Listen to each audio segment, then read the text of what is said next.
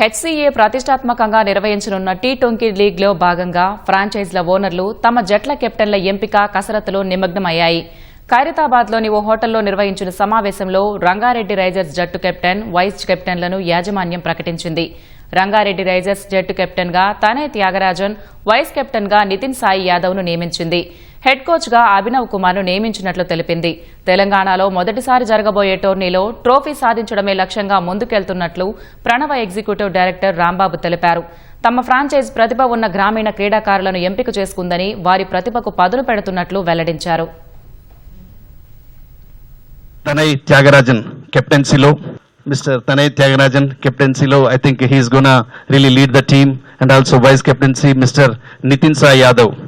So, and also with the team mentor Mr. Salam Muhammad Bayash ji actually. So, yeah. So, it is will be really definitely make a very strong cricket team. Triple R is going to play a big role, and it will be getting that momentum. Cricket అనేది గ్రామీణ ప్రాంతాల్లో ఉన్నటువంటి ప్రతిభ ఉన్నటువంటి క్రికెటర్లకు మంచి అవకాశం.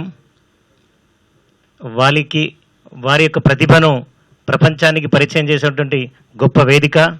ఈ రాష్ట్రం నుంచి, ప్రతి గ్రామీణ ప్రాంతం నుంచి ఎక్కువ మంది ప్రతిభ గలటువంటి క్రీడాకారులను ఇండియా టీంకి అందించగలుగుతామని కోరుకుంటున్నాము. First of all, I would like to thank Hyderabad Cricket Association for this wonderful tournament that we're about to play. Our team is built on the motto of giving 100% for every single ball, all the 120 deliveries in each innings, and that is something we're ready to showcase on the ground.